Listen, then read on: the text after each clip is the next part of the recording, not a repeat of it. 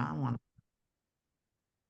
Emily Wagner, you fucking gift to this world. Girl, welcome to the kitchen table. the kitchen table. I'm having some water. I already had 3 coffees. So, girl, I was talking about you the other night with a dear girlfriend of mine because you know I'm all about Micropause, the wellness gummies that you put out into the world because you were looking for a wellness supplement as you were going through menopause and you couldn't find it. And I love the fact that you had the courage to be like, you know what? I'm not finding out in the marketplace what I need, and so I'm going to create it. Talk to us about that. Absolutely. Well, it's funny. I think it was so just for like technical stake, we're Mm, in perimenopause. We're in that runway for a really long time and we don't even know what's happening. And menopause is literally like once you haven't had your period for a year. Like it's just that one day. But we call menopause.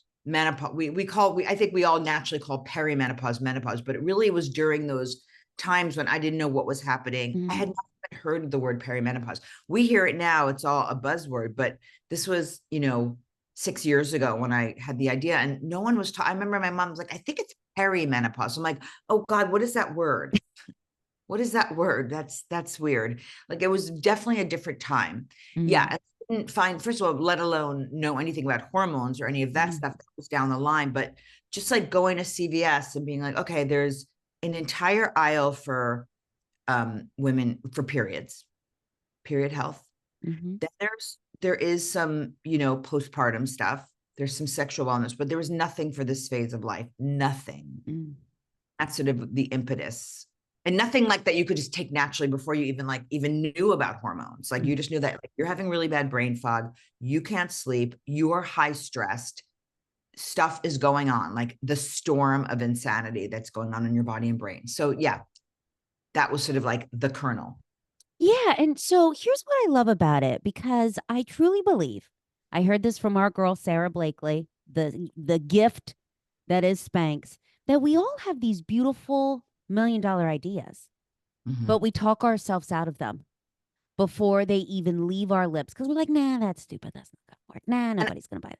oh, 100%. And not to mention, we've all had a life of that. Mm. I just gave a talk on this about how it's like, oh, I'm not that. Like, that's not, Mm.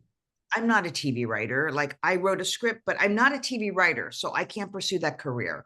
Or, no, you know what? Like, even when it comes to fitness training, I'm such an anti trainer. I'm not that girl on Instagram, like sculpted arms. Like, it's just not it's not, because we don't identify with what we see as the sort of, um, the archetype of that Mm. thing, we think that we are not that, but we have the capacity to be anything. So it's Mm. getting over that and really doing like deep reprogramming of feeling our limitation. We naturally want to stay contained and safe. We don't Mm. want to explore something different. It doesn't feel safe. So we want Mm. to be safe.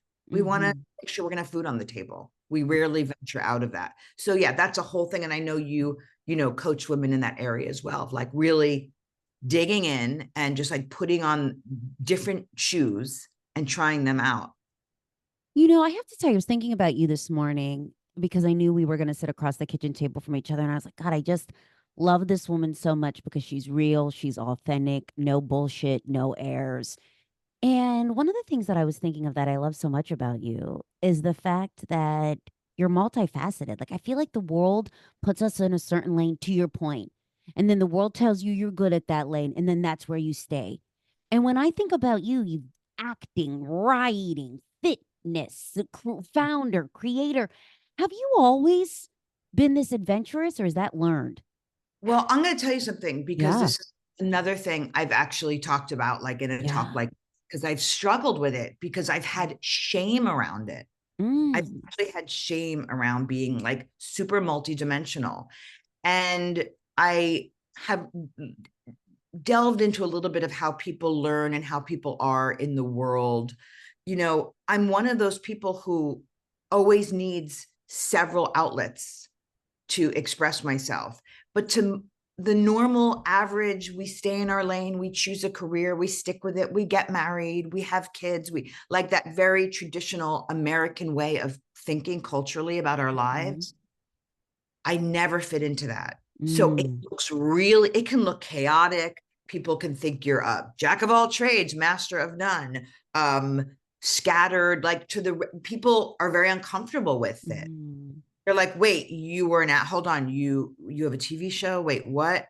And I've been like, yeah. And I've been kind of embarrassed about it over the years. And to this day, it still takes me some courage to be like, oh yeah, like I actually like I'm an art teacher as well. Or people do it, and now I have to be like, oh, I discover things and I want to go fully into it. I want to become it. I want to become an expert in it. And then I usually want to teach it. That's always Mm. been the way for me. It's always been the way. Although actually, when I was younger, it wasn't. I was an actress myopically for many years. And I think maybe that's what drove me to this because I was so myopic. I did one thing that when I was around 16, I just exploded. I was like, I can't do this anymore. Like, I need a full life. And that's when I started doing art Mm. and, focusing on dance and movement. And I don't know, but it probably started when I was around 17 or 18. And Yeah. You know, my girl, as you're talking, I had this whole flash, and I find it so serendipitous that if you're watching us on YouTube, I'm wearing my Micropause purchase, which I fucking love, which is yeah. I'm in my give zero F's era. And I was just flashing to at 40, I had this moment as you were talking about sort of like staying in the lane that and not feeling the courage to step out of it. That girl, I was a C student. I scored 600 on my SAT scores. Academia was not the name of my game, and I was embarrassed about that for a long time. And my story was I'm not smart. And so I had to prove to the world that I was smart. And I Oh, look, yeah. right? Did you Oh struggle yeah, with I know that? that one too. I know that one too. Yeah, I have that one too for many reasons. Definitely not a student. Definitely severe ADHD that I didn't know about until TikTok. Like bouncing out of my seat, just not learning the traditional way.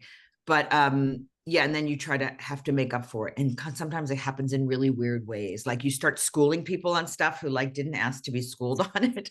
Or you're like in weird ways it'll slip out that you want to like seem smart and bright about something. But it's really something that we, especially as we now, if you're a parent, really have to instill in our children that even if you're not doing great in school, doesn't mean that you're not highly intelligent. Yes. Yeah. It's so, I mean, it's like, it's almost like the way they talk about neurodiversity with learning. I feel like that's um, an aspect of human being. So Mm. it's way like I'm divergent. Like I need lots of different things to fill my cup. It's not, I wouldn't have been like one career Nelly. Yeah, and there's nothing wrong with that. As you're talking and we're having this beautiful conversation on the courage in the evolution of us and to put it out into the world, what would your advice be, my girl, to one of our beautiful tribe members that are sitting with us right now listening and they know that they're meant for more, but they don't even know where the hell to start? What would you tell her? I would, okay, so we're going to have fear no matter what we do. Mm. We're going to be scared if we're doing the same thing that we don't even love doing, but we're doing it because we know it. There's Hmm. still moments of fear. There's still going to be, well, for me to get to the next level, I'm going to maybe have to ask my boss for a raise. Like there's still moments where you're trying to evolve and move forward. Unless you're perfectly content with stagnant, by the way, there's a blessing in that. Hmm. I don't want to ever make people feel like, well, I'm kind of like, I do this one thing and I'm kind of happy and I love it. Like, bless you. Like, that's Yeah. amazing to feel that sense of ease Hmm. and not to have that little motor in you saying, I want more. Like, there's nothing wrong with that. And I don't want to shame anyone who might feel, because I do feel like we're in this culture now where we're like, do more, get more, Yeah. go for your fourth act. And Yeah. yeah, I'm kind of happy where I am. So I do respect that. And there's a lot of peace in that. But on the other note, in terms of like summoning up the courage, the voice in our head that wants to keep us safe is really the one that we really have to dialogue with. The Mm. one that's like, but what if I fail? You're going to fail. Like failure is part of it. Failure is the learning. Like that's the fun part. So it's sort of becoming friends and comfortable with the discomfort of failure, just like really allowing space for all the feelings of discomfort because it's going to be uncomfortable. Mm-hmm. You know, it's Yeah. going to be comfortable getting worried that you're not going to be able to put food on the table if you give up your job to start something. You know, those are real practical things. And on that note, I do think you need to have some strategy in place before you just sort of jump off the edge, jump off the cliff. It's Thank not just you like, for oh, that. I decided to start this and I just like took a whim. I'm like, I'm a single mom with two kids and I got to put food on the table. I have to pay my rent. So I can't just be like, oh, you know what? I'm going to start like a skincare line because I have a ton of money. Like, no, you do have to have strategy in place. You have, you know, there's something about being practical that is very important in this. So, you know, it's really taking the time to figure it out and get very clear as you can. You know, I love you. I love you for saying that because we don't talk about that shit enough, especially in our Instagram heavy world where it's like, make $1 million doing your dream and da da da. No, you're gonna have to eat the shit sandwich. Yeah. You're You not know, like for real, especially if you're doing it yourself. Like I walk around, I'm like, oh man, I really want that $9 matcha latte. And I'm like, don't do it. Don't do it. Like that could be an Amazon ad. I'm like, don't you, do that. you know, I appreciate you saying that because so what I don't share enough is that, girl, I had to do consulting and I hated it for 2 years in the industry that I wanted to leave, which was hospitality sales, because I knew it would bring in a consistent paycheck. Well, Oh I yeah. built the intentional living method, and I got to tell you, I hated every minute of it. I'm like, this fucking sucks. I Good hate job. being here, but Got to do it. you gotta do it. You gotta do Oh, it. yeah. I mean, especially as a founder of a young company, to get to a place where I can take a salary or take my, I mean, I have to have 65 jobs. Like I work so hard to be able to have this little dream of mine. Mhm. It's not That's like there's not like there's no bankroll, there's no rich ex-husband or two or three. It's literally making choices about how to support your dream. And mm. they're tough choices. Like I do not shop. There's no clothing. Everything I have, every single thing I have is a hand-me-down from my girlfriends. I swear. I've got girlfriends with really nice clothing. Like they all know. I'm just hand-me-downs. I don't have to buy something for the rest of my life. I don't, you know. You know, I want to talk about that because I really love that. I, for a long time, really struggled with feeling like I needed the new handbag or the new, of course, designer, because why not put a logo on that shit so everybody know you paid money for it? How Fuck that shit. right? How has that changed in your mindset to be like, no, I want to spend intentionally and not, Intentionally. yeah, talk to us about that. Oh my God, I think that's great because back in the day when I was like a TV actress and I had a steady job for 15 years and I would take my paycheck and I would go buy these like $600 pair of shoes, which was like a lot for me in my Yeah. 20s, in the 90s. Um, and I was thinking, oh, I need a Gucci bag. Oh, I need an Yves Saint Laurent. Like, I need that thing that shows that I'm making money and like I'm a working actress or whatever it is. Definitely went through that when I was younger. I think it's part of getting to the give zero fucks era in this age. I mean, I'm 58. I don't give a shit. I'd be happy to have a bag from Amazon. I take a tote. I'll take a friggin' New Yorker tote that I got for free when I signed up for a magazine. I'm like, that's my bag for the night. I've turned it all into style.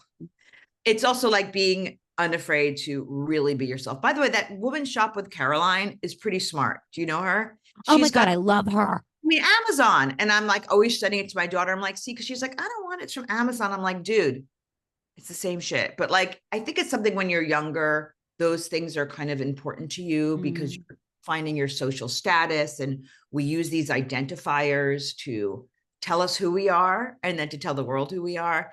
I think it's just an age thing. Like I just don't care. Like I also I was never really truly like a label person. I truly don't care. But I'm also like super down to earth, to be honest. Like I'm earthy crunchy, but I don't look earthy crunchy. Like I just don't care about fashion. I don't care about any of it. It's not important to me. You know, I love how you talked about this getting to the not giving a shit. I'm 58. I don't give a shit. Talk to us about that because I had a friend tell me once the power in aging is wisdom. Oh, It's so good. It is so right? good. It is so good. I honestly think it really truly is like, look, not you see these grandmothers who are like still dyeing their hair and Mhm. getting their makeup done and doing all this. And that's incredible. And I love that they have that sense of that need to kind of show up in the world like that because it's a sense of value and worth to them. That's just not my thing personally.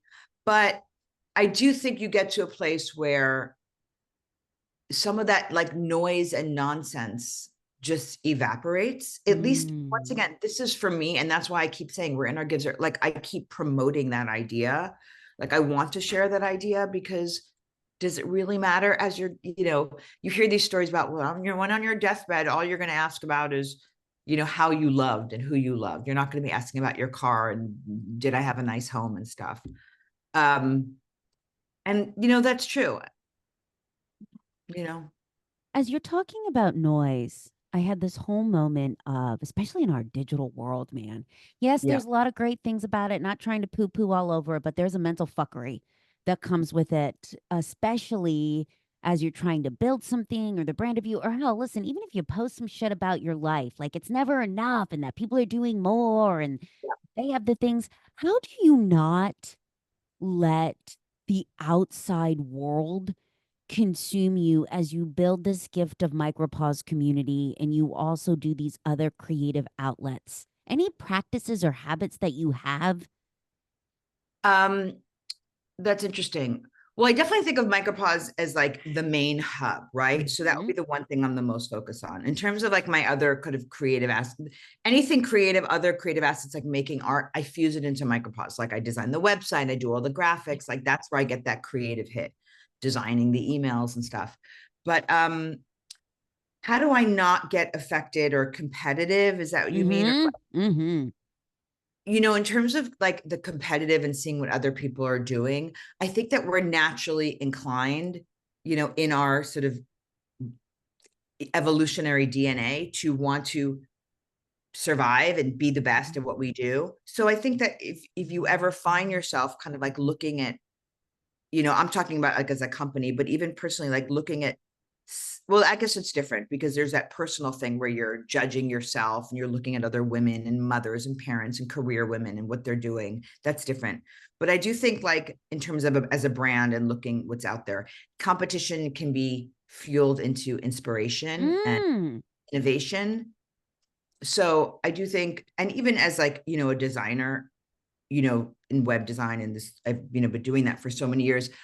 I do think it's healthy to look at what other brands are doing. Like that's not, I wouldn't be like, oh, don't care what they're doing. I think like, no, you're in a business, you're in a marketplace. So it's very important. The same way as an actress, your agent will say, watch the shows that you want to be on, study those Mm. shows, study them, get to know what you're up against. So I love that. I I think there's love a that. way to look at that. I wouldn't say like don't put blinders on, don't look what anyone else is doing. I'm like, no, it's okay. You do your market research.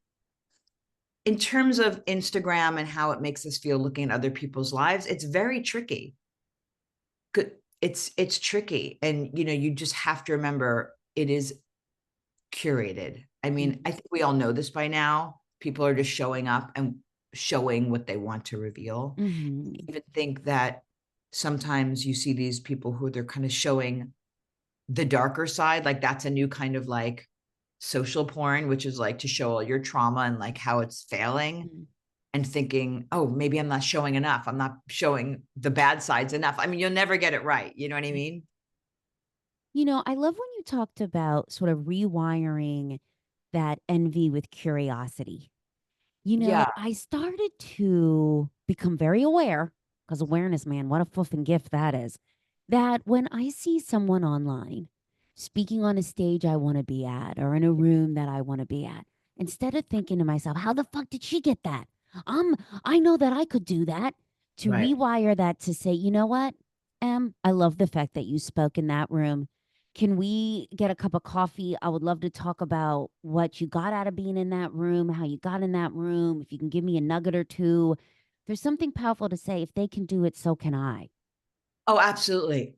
And I would say it's having mentors, or there's a term that that woman uses. I forget what it is, like people who you want to model after, like you can use them as, Mm, you can use them as, you know, inspiration.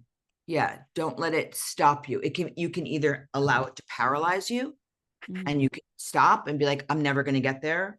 Look at that. There, you can't. I'm looking at that TV in the background. Um, you can't make that connection between what you're capable of, mm. and just know that everyone got there somehow. Like, Yeah. how if they could do it, so can you. And it's just, we struggle with this imposter syndrome and having self-worth. Do you feel like you still struggle with imposter syndrome at 58? You know, I don't know if it's I definitely feel like I do things differently. So, like, for example, for like the fitness thing, and I just did like a story on Instagram about this last night. Like, I'm launching this online fitness program, and I'm like, but wait a minute. Like, I've always struggled with this when it comes to fitness. I've been teaching for 40 years. Every time I've left a studio, my like Equinox or gyms in here, and they'd be like, can you please do online fitness for us? And I'm like, I can't do online fitness because look at the way it looks. Like, that's not me. Like, Mm, I'm not really like, I'm not that kind of person. And it was, we're in a sense, it was like imposter syndrome. I'm like, I do my thing, but I'm not like that trainer. Like, no, I'm not really that, or something like that, because of the way it looks online, the yeah. way it looks on Instagram.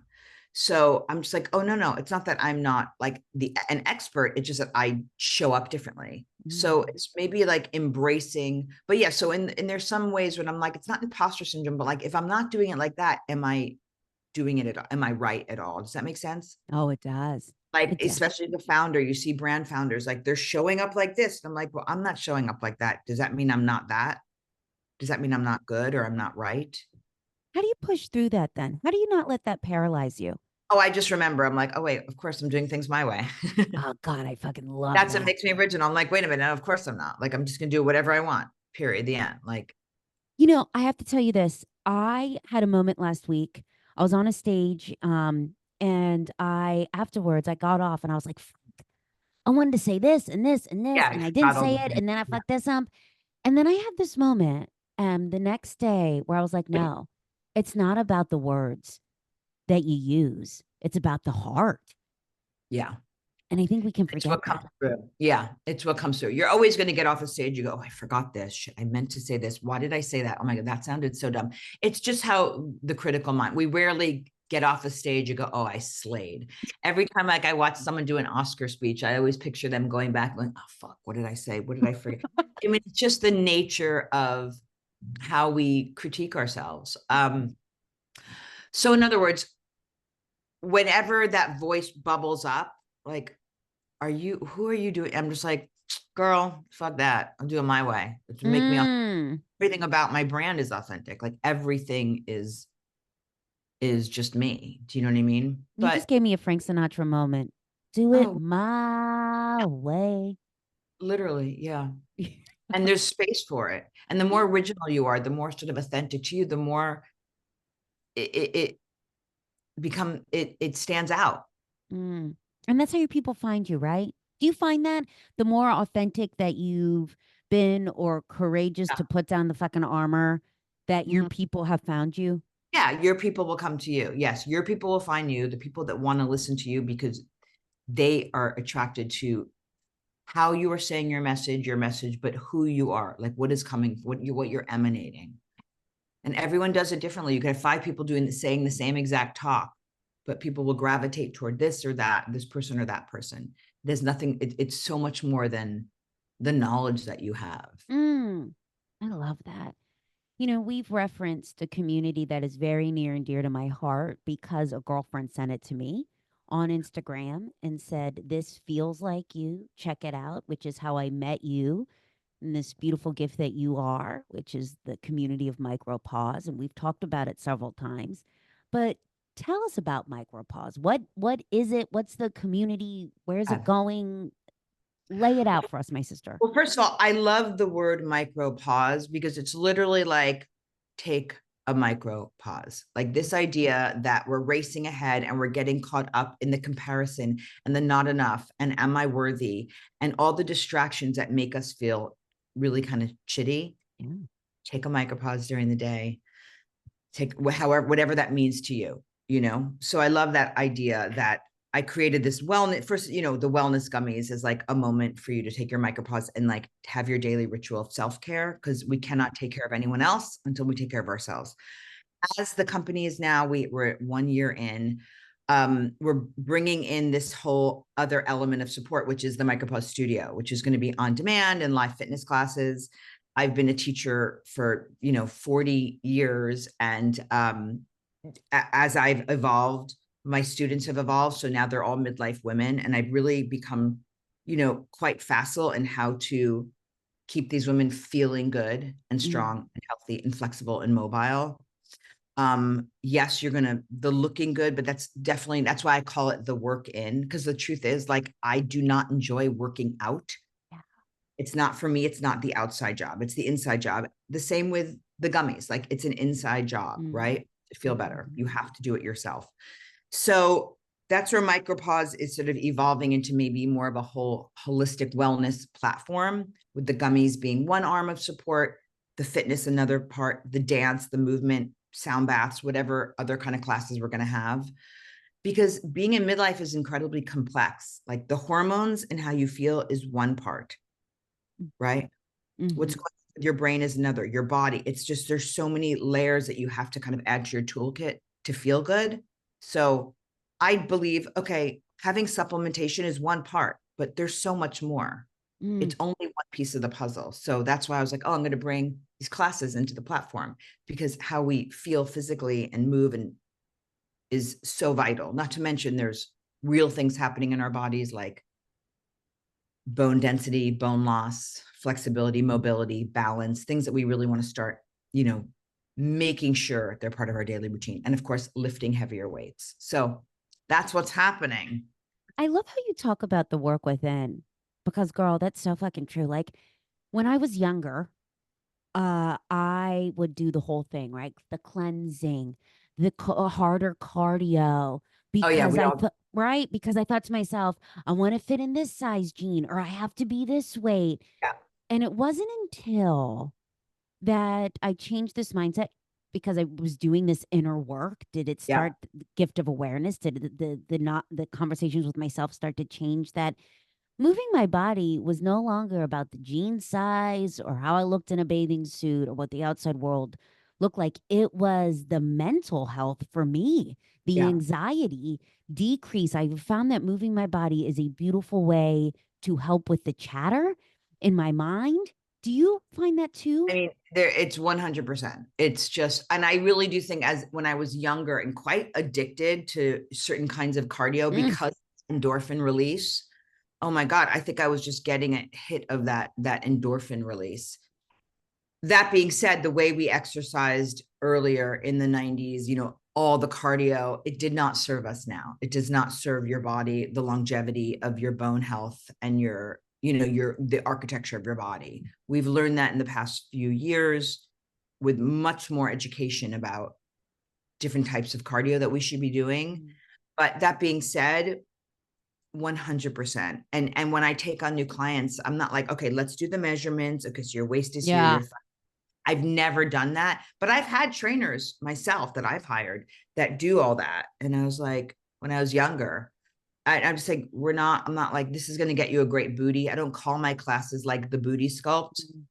It's a byproduct, but I just hit it from a different way. It's just how it's going to make you feel. But of course, it's going to strengthen you and support you. And then, of course, you're going to look better, obviously.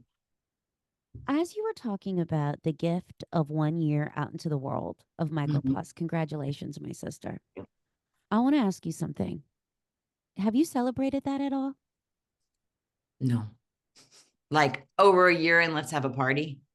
Well, just even like a micro moment of fuck, like I had this vision, it's out there, Yes. you Oh know? yeah, that I do all the time. I do. I'm like, oh my God, like I built something from scratch. And whether it ends up failing or succeeding in terms of like the market, down the line, Mm-hmm. It's 100% success. Mm, Just launching it. There's no failure. There's nothing to fail about it. There's no, yeah, even if you start a company and you don't make any money, just the doing the doing it. is such a feat, and it's such an incredible thing to teach yourself how to do. You know, it's like going to business school, especially if I've never had a business like this. It's something incredible to model for my kids, to see that at like 57, I started a whole new career. There's no failing in it. So yeah, so I guess every day I do kind of like, oh wow, it's kind of cool that I did this. Like when the orders come in, I'm like, this is so surreal. Like, where is this? How is this happening? You know? Yeah. I love that you create those micro moments for that because, girl, that's something that I've always really struggled with being addicted to the drug of achievement. That's my drug of choice. That it is easy to just go to the next thing. I think we can so quickly forget where we started. And last night, I I had this, which is why I love pen to paper because I think it can Oh sort of yeah, like right, like it's a marking of where you've come from. 100%. And I was reading this journal that I had. It's all tattered. It was like a dollar home goods journal because that's all I could afford. And it was 7 years ago. And when I was in the middle of this identity crisis and breakdown and all of the things. And I thought to myself as I read those words, girl, if you only knew where you were Gonna go. going. Do Yeah. you write or do Oh anything to my sort of gosh. commemorate where you are in this moment? Yes. In fact, I wish I had them there in the car because I'm going to an event. I made the in my Give Zero Fucks journal. Oh, girls, we're gonna link the shop so you Yeah, and guys it's can called A see. Self-Love Story. It's literally like my favorite journal. I like a certain kind of journal, by the way. It's got to be hardcover, but I need to be able to rip out the pages. I don't like the spirals because then it's Yes. yucky. So I Yes. made this journal, and every day I'm writing. I'm doing like manifestations. I write pen to paper what I'm going to do that day, my to-do list. Um, I definitely absolutely write to myself. I've been writing for years. Yeah. And when I've had a lot of people tell me that it's terrifying to look at a blank piece of paper. How do you start, or what would your recommendation be to the listener who's like, I would love to start pen to paper writing, but I don't know where the fuck to start. Looking at the pen and paper blank staring back at me is terrifying. Do you have any questions or Yeah. anything that you do? Please share. Yes, that's so funny. I actually taught like a journaling class years ago. Um, and part of the Micropause studio is weekly journal prompts. So if you don't know where to start, just literally go online and Google 5 great journal prompts. Like Mm, it's like there's ways to access an interactive experience to help you get going, because it is hard if you're not a writer or have never journaled. Like, where do I begin? A book that I think is incredible is The Artist's Way. You don't have to be an artist. It's one of the great exercises. Julia Cameron, she has you do these thing called the morning pages, where you just write. I think it's 3 pages or 4 pages, just without stopping, no punctuation, not even looking at it. And I think I did that when I was around 22. And I think when I started that at 22, you just have a framework for life mm, about how to go about it. But there's something to say for just putting the pen to paper and just writing without thinking. Morning pages, just get up and write. Just don't even ask a question. Just go see what comes out. mm. I love that, guys. I'm going to link that Julia Cameron's book in the show notes. I'm also going to link the swag of your amazing community micropause, the sweatshirt that I'm wearing, which I love. It's a great conversation thoughts. It's a great conversation starter, and also the journal.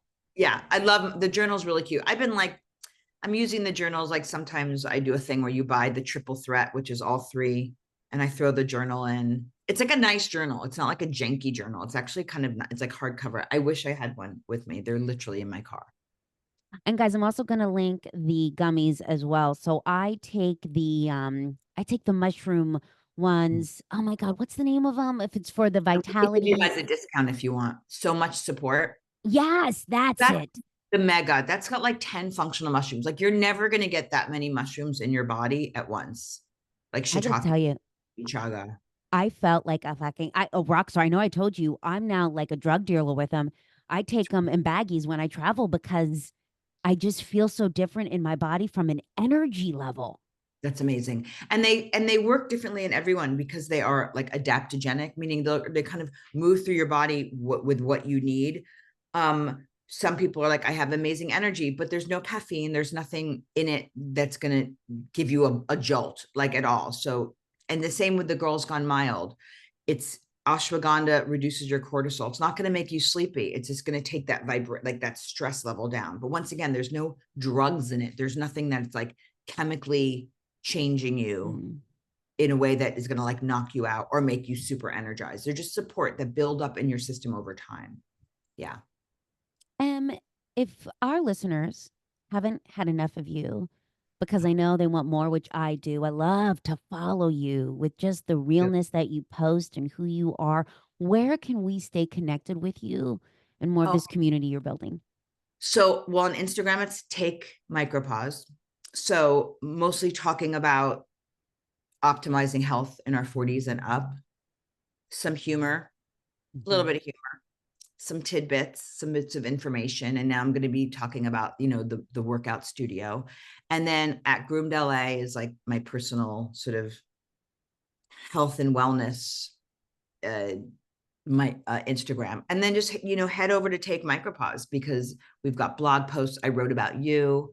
We've got information. It's like a fun little hangout. And I think with, the studio, there'll be more community and freebies like journal prompts and yada, yada. It is a fun community. Guys, I'm going to link all of it in the show notes. Thank you for the courage to be who the hell you are in the world because it is magnetic and the ripple impact is more than you know. I feel so damn grateful to stand by you online, offline. Thank you for pulling up a seat at this kitchen table. I just love you. Thank you so much. I love you too. I think what you're doing is amazing. And I'm here because of you. So Mm. it's what you've created. You've created this whole channel, this whole space for, to meet women who are doing it, you know, Hype and for not each other. afraid to talk about it. Yeah. Let's stop talking about it. Let's do it. Yeah. All right. Bye. Bye.